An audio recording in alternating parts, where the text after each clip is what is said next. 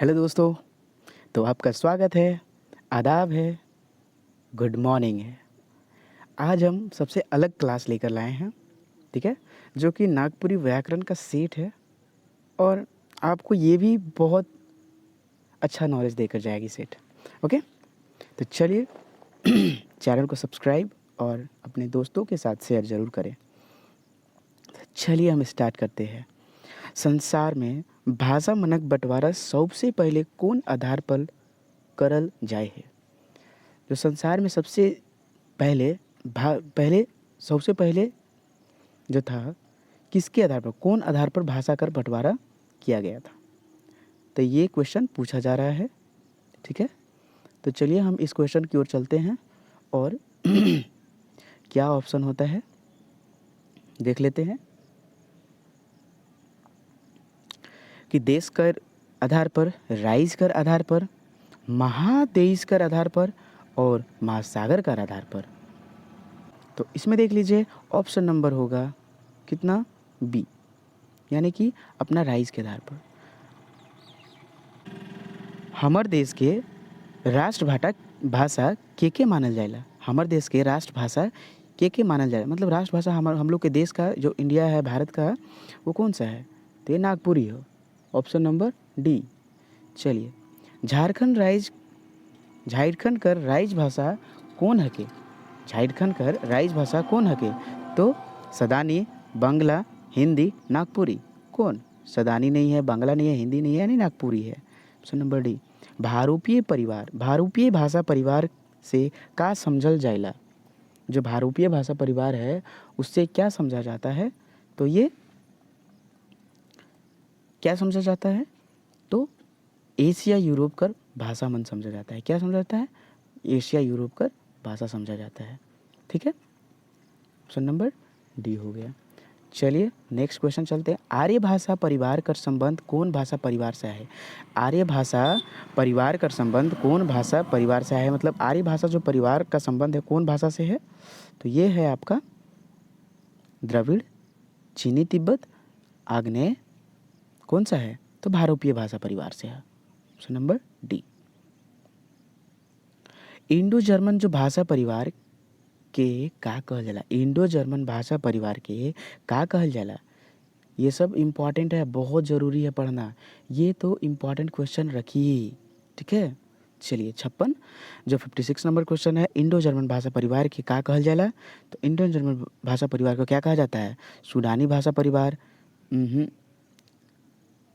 बूसमेन भाषा परिवार ना, अमेरिकी भाषा परिवार ना, यानी कि इसको भारूपीय भाषा परिवार, ऑप्शन नंबर सी बोला जाता है, ठीक है।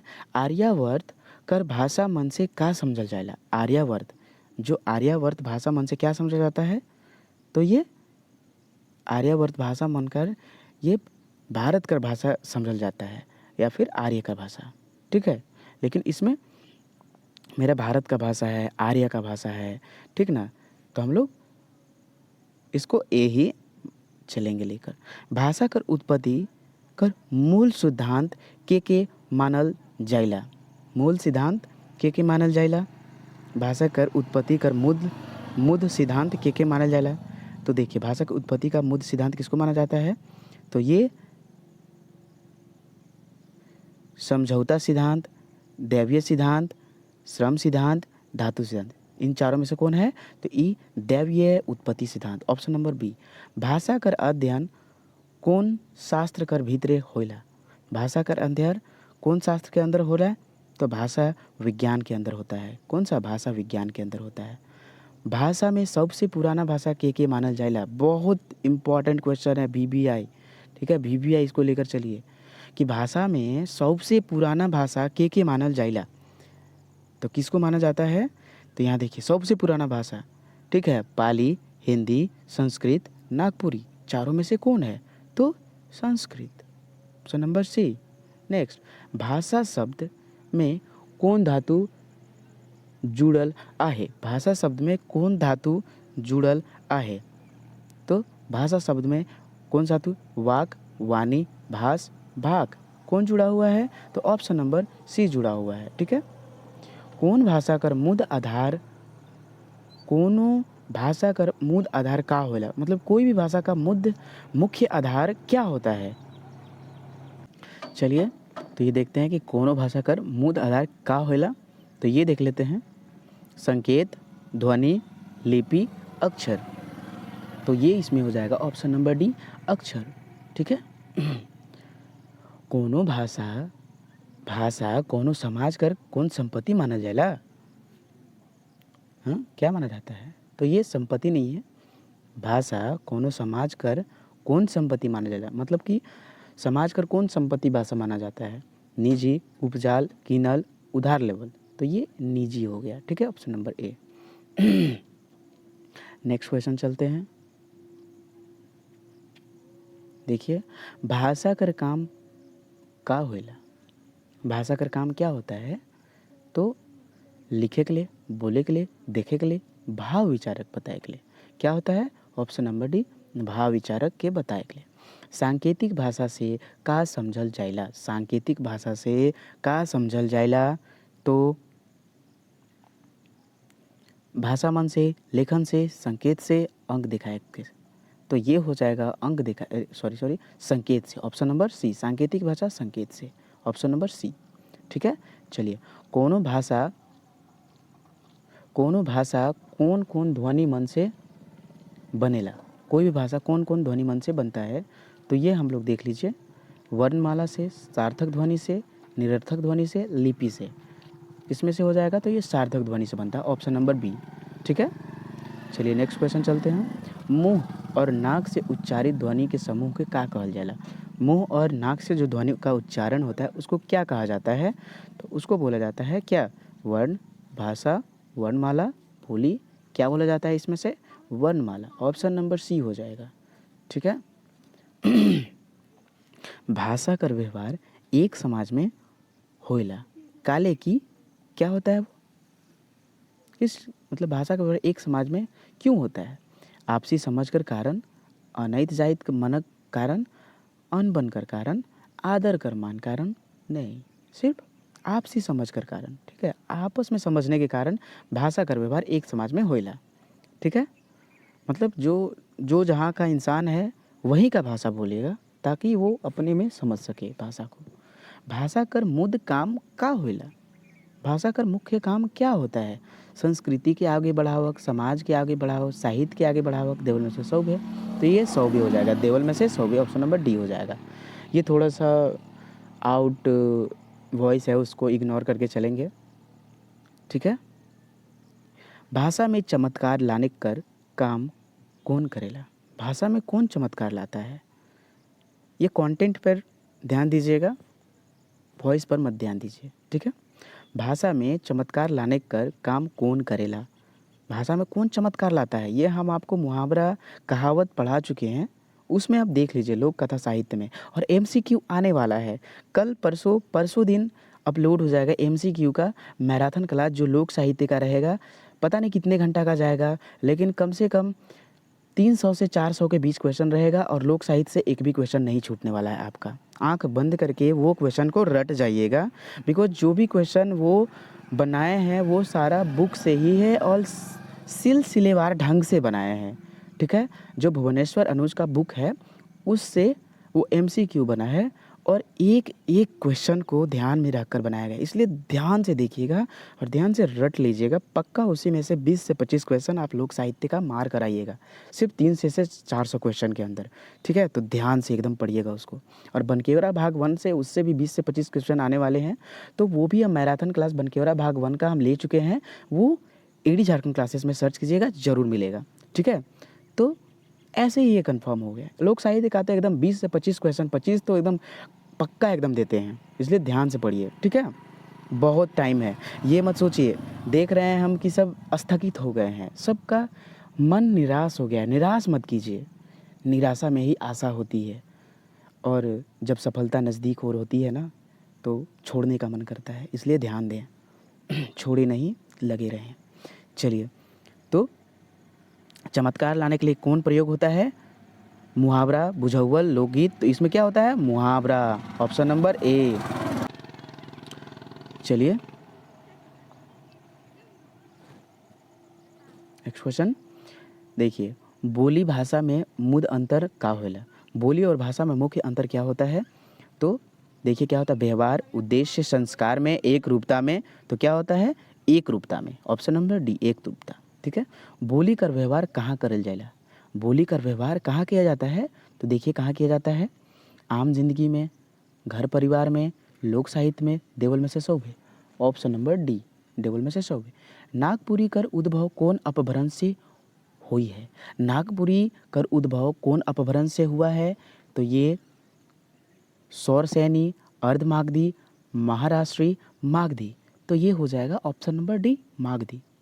नागपुरी भाषा कर पूर्ण रूप के का कहल जाएला?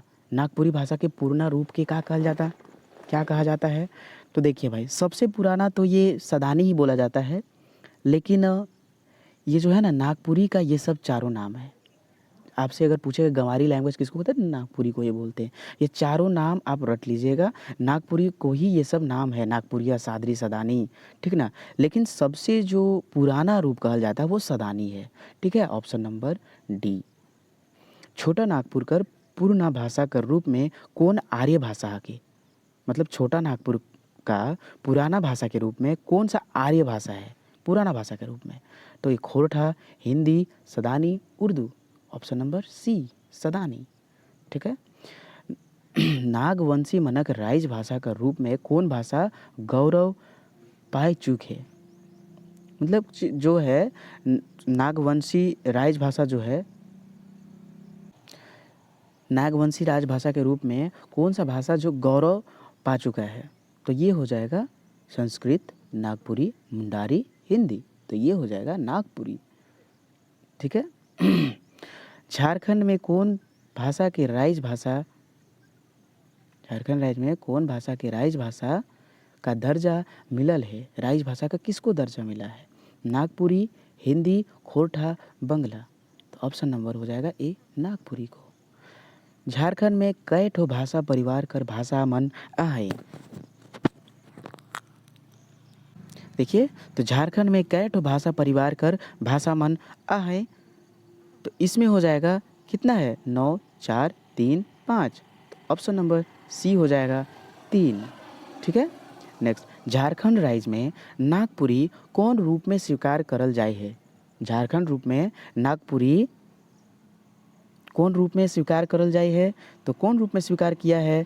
तो ये 8वां अनुसूची कर भाषा है, राज्य कर भाषा है, द्वितीय राज्य कर भाषा के रूप में, राष्ट्रभाषा के रूप में। तो ये एक राजभाषा है, बी।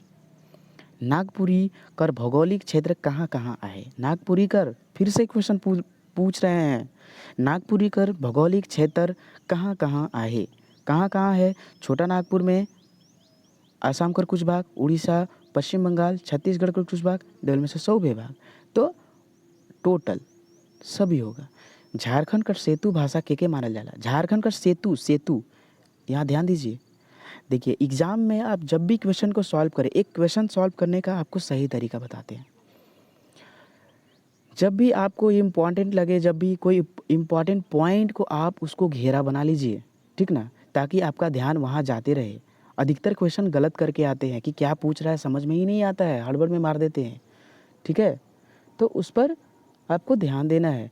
जैसे ये कहा नहीं मानल जाएगा, यहाँ नहीं रहता तो नहीं पर नहीं ध्यान देते हैं हम लोग, इसलिए नहीं वाला को भी ऐसे गोला घेरा मार देना है, उसके बाद क्वेश्चन को सॉल्व करना है, बिकॉज हम लोग का माइंड उस पर ध्यान देगा। हाँ, चलिए, तो हो जाएगा 81 का कौन सा होगा? झारखंड का मूल सेतु भाषा के मानल जाएगा? तो ये होगा, चलिए, तो किसको माना जाता है? ऑप्शन नंबर कौन सा होगा? तो देखिए, हिंदी, नागपुरी, खोरठा, बंगला। ऑप्शन नंबर बी हो जाएगा कि झारखंड का सेतु भाषा नागपुरी को माना जाए। आदिवासी मूलवासी के जोड़े के वाला भाषा कौन है? कि आदिवासी जोड़े के वाला मूल भाषा कौन है? कि मूलवासी को जोड़ने वाला भाषा कौन है? तो ये देख लीजिए कौन है? संताली, मुंडा, सादरी, खोरठा, कौन है? जल्दी बताइए।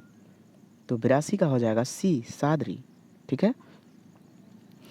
नेक्स्ट क्वेश्चन, विदेशी ईसाई पादरी मन कौन झारखंडी भाषा के गंवारी भाषा मानल है? ठीक है, गंवारी भाषा कौन कहे हैं विदेशी पादरी मन झारखंडी भाषा को कौन गंवारी भाषा बोले हैं? तो देखिए गांवकर भाषा को शहरकर भाषा, आदिवासी मनक भाषा, सदानकर मनक भाषा। तो ये सदान मनककर भाषा, ऑप्शन नंबर डी हो जाएगा। ठीक है, झारखंड में के मन के सदान कहल जाला। किसको सदान कहा जाता है? पुराना काल में रहे वाला आर्य मन और अनार्य मन, आधुनिक काल में रहे वाला आर्य मन और विदेशी मन के किसको कहा जाता है? तो ये पुराना काल में रहे वाला आर्य मन, ऑप्शन नंबर ए। पूर्णा काल में रहे वाला, ये पूर्मा नहीं है, पूर्णा है। ठीक है, यानी पूर्णा यानी कि पुराना, पुराना काल में रहे वाला संसार मन कौन आर्य भाषा कर उपयोग करत रहे? मतलब कौन से भाषा का उपयोग करते थे? सदानी, मुंडारी, हिंदी, अंग्रेजी, कौन सा? तो ये सदानी का उपयोग करते थे। ठीक है, विदेशी मिशनरी मन नागपुरी लिखे में कौन लिपि कर व्यवहार कर रहे? मतलब विदेशी जो है मिशनरी मन नागपुरी लिखे में कौन लिपि का प्रयोग किए थे? कौन लिपि का प्रयोग किए थे? तो ये हो जाएगा, कौन सा किए थे? बंगला, देवनागरी, अंग्रेजी, रोमन। मिशनरी, मिशनरी मन, देखो नरी मन है, नरी मन यानी कि रोमन, नरी मन, देखो मन है सो रो रहा है, रोमन। ठीक है, ऑप्शन नंबर डी। नागपुरी लिखे के लिए सबसे सुपट लिपि कौन है के? सबसे अच्छा और सुपट लिपि कौन है के? तो ये हो जाएगा कौन? रोमन, कैथी, बंगला, देवनागरी। कौन सा है? देवनागरी है। नागपुरी कर अपन लिपि देवनागरी लिपि। काहे ये लिखा गया था, ये आप कमेंट में करके आप बताइए। ठीक है, कमेंट सेक्शन में कमेंट करके बताइए। और ध्यान से अब हारिए मत, 2 महीना आपको टाइम मिला है, स्थगित किया गया है, ये नहीं कि ये ख़त्म किया गया है CGL का। ठीक है, अब क्लर्क का भी तैयारी कीजिए, इसके लिए भी लोक साहित्य और लोक कथा, लोकगीत सब कुछ पढ़ा चुके हैं। जो ये हम एडी झारखंड क्लासेस में पढ़ाया है वो क्लर्क का भी सेम सिलेबस है, इसलिए उसमें भी इसको एकदम रगड़ कर पढ़े। सिर्फ उसमें बनफुल भाग 1 है जो हम कुछ दिन में लाने वाले हैं, MCQ के बाद वही लाएंगे। बनफुल बुक भाग का कविता कहानी यही सब लाएंगे, अदरवाइज सब तो पढ़ा ही चुके हैं। लोक कथा, लोक साहित्य, लोकगीत, मुहावरा, कहावत, ये सब तो लोक संगीत में भी जो है पावस राग, ये उदासी, ये सब पढ़ा ही चुके हैं, सब सेम है। क्लर्क का भी जो टंकन वाला है, CKSC, JSSC, CKST। चलिए, तो ये कौन सा है? देवनागरी लिपि। और देखिए यहाँ देखिए, देवनागरी लिपि का विकास कौन लिपि से हुआ है? देवनागरी लिपि का विकास कौन लिपि से हुआ है? तो देखिए कौन लिपि से हुआ है भाई? खरोष्टी, बंगला, ब्राह्मी, फारसी। तो ये ऑप्शन नंबर सी, ब्राह्मी से हुआ है। ध्वनि संकेत के लिखे के लिए का कर व्यवहार, का कर व्यवहार, का कर व्यवहार होइला। तो किस चीज़ का व्यवहार होता है? लिपि, वर्णमाला, अक्षर, शब्द, कौन सा होता है? तो ये होता है अक्षर, ऑप्शन नंबर सी। लिपि कर जरूरत भाषा के काले पड़ला। लिपि का जरूरत भाषा के काले पड़ला, किस लिए पड़ता है लिपि का जरूरत? तो लिखे के लिए, ऑप्शन नंबर डी। देवनागरी लिपि में, देवनागरी लिपि कौन तरह कर लिपि हके? देवनागरी लिपि कौन तरह कर लिपि हके? देवनागरी लिपि कौन तरह कर लिपि हके? चित्रलिपि, भावलिपि, अक्षर लिपि, देवल में से कोई नहीं, कौन सा होगा? तो ये हो जाएगा अक्षर लिपि। देवनागरी लिपि कौन तरह कर लिपि हके? तो अक्षर लिपि, अक्षर लिपि, अक्षर लिपि, देवनागरी लिपि, अक्षर लिपि, देवनागरी लिपि, अक्षर लिपि। ठीक है, रट लीजिए। अक्षर लिपि कर सबसे बड़ विशेषता का होइला? चित्रमाला से, वर्णमाला, भावमाला, लेखनमाला। तो ये होता है वर्णमाला से, ऑप्शन नंबर बी। ठीक है, अब 93 क्वेश्चन नंबर चलते हैं। सार्थक ध्वनि कर जोड़ से का बनेला? सार्थक ध्वनि कर जोड़ से का बनेला? तो क्या बनता है सार्थक ध्वनि के जोड़ से? वाक्य, पद, शब्द, अर्थ। क्या बनता है? तो इसमें शब्द बनता है। ठीक है, ऑप्शन नंबर सी। नागपुरी लिखे में ध्वनि मनक कै ठो बंटवारा करल जाए है? ध्वनि मनक कर कितना बंटवारा किया गया है नागपुरी लिखने में? तो ये हो जाएगा 2 भाग। ठीक है, ऑप्शन नंबर डी। ह्रस्व स्वर कर विशेषता हके? ह्रस्व स्वर के कर विशेषता हके? तो किसका विशेषता है? ध्वनि, स्वर, व्यंजन, लिपि, किसका है? तो ये स्वर का विशेषता है। अब ह्रस्व स्वर में कौन कौन सा हम व्याकरण पढ़ा चुके हैं और व्याकरण का मैराथन क्लास लिए हैं, उनमें 100 MCQ है जो 5 घंटे का है, और एक अलग से व्याकरण सेट है 5 घंटे का। प्लीज़ उसको ज़रूर देख लीजिएगा, आपको एग्ज़ाम में बहुत ही हेल्प मिलेगा, पक्का।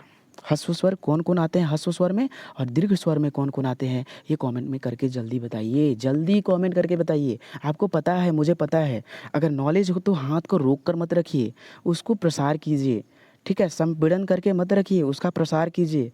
जितना नॉलेज आप बांटिएगा उतना बढ़ेगा, इसलिए आप कमेंट कीजिएगा तो आपका एग्ज़ाम में कंफर्म हो जाएगा, आप भूलिएगा नहीं, ठीक है।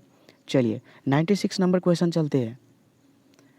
दीर्घ वर्ण के विशेषता मानल जाएगा। दीर्घ वर्ण किसका विशेषता माना जाता है, तो दीर्घ वर्ण किसका विशेषता माना जाता है, तो ये देख लीजिए, लिपिकर, ध्वनिकर, व्यंजनकर, स्वरकर। तो ऑप्शन नंबर डी हो जाएगा स्वर। स्वर वर्ण कर मुख्य विशेषता का आगे, तो स्वर वर्ण कर मुख्य विशेषता क्या है, उच्चारण में एक छोड़क के अन्य ध्वनि कर सहायक नहीं लेवे पड़ी, बगरा ध्वनि कर बोध करवा एक ले, व्यंजन वर्ण में मिल जाएगा, और लिखे कर और करेक में किस चीज़ का मिलता है, तो ये first number option number A हो जाएगा, उच्चारण में एक छोड़ के अन्य ध्वनि कर सहायक नहीं लेवे, ठीक है। नागपुरी भाषा कर विशेषता का हके, नागपुरी भाषा कर विशेषता क्या हके, का हके मतलब नागपुरी भाषा कर विशेषता क्या है, तो ये कोमल ध्वनि है, कठोर ध्वनि है, सरल ध्वनि है, मजबूत ध्वनि है, तो ये एक प्रकार का नागपुरी भाषा कोमल ध्वनि है, ठीक है। भाषा के लेखक में स्वर वर्ण कर विशेषता किस चीज़ में होता है, विशेषता होला क्या चीज़ में, स्वर वर्ण कहाँ उपयोग होता है, ये पूछना चाह रहा है। तो व्याकरण में, मात्रा में, भाव में, शिल्प शैली, तो ये मात्रा में होता है, ठीक है, ऑप्शन नंबर बी। लिपि में स्वर्ण वर्ण कर नहीं रहल से भाषा का नहीं हुई, मतलब कि अगर लिपि नहीं रहेगा स्वर्ण वर्ण, मतलब कि लिपि में अगर स्वर वर्ण नहीं रहेगा तो क्या होगा भाषा, चलिए ये कमेंट सेक्शन में आप करके बताइएगा। और हाँ, if you want to PDF Nagpuri में आपको चाहिए, देन कॉन्टैक्ट, नागपुरी का ऑल वीडियो है, एडी झारखंड क्लासेस में प्रेजेंट है, उसको आप पूरा वीडियो देख लीजिएगा, 100 में 90 एबव लाइएगा। ये नहीं बोल रहे हैं, आप दूसरा वीडियो से भी देखकर आप ला सकते हैं, ज़बरदस्ती नहीं है, सिर्फ देखिए, पसंद आए तो सब्सक्राइब, लाइक और दोस्तों को शेयर कीजिए। और हाँ, नागपुरी पीडीएफ का ये पाने के लिए 8863884281 संपर्क करें, ठीक है। धन्यवाद फॉर वॉचिंग माई क्लास, आपका दिन शुभ हो। इसी के साथ क्लास को एंड करते हैं। और देखिए इसका हो जाएगा कि अगर लिपि में स्वर नहीं रहेगा, स्वर वर्ण नहीं रहेगा तो क्या नहीं होगा, तो इसका हो जाएगा कि शब्द ना बनी, शब्द नहीं बनी, क्या नहीं होगा, ऑप्शन नंबर बी, शब्द नहीं बनेगा। चलिए आपका दिन पूरा पूरा शुभ हो, और अब दिन को अच्छे से यूटिलाइज करें। धन्यवाद।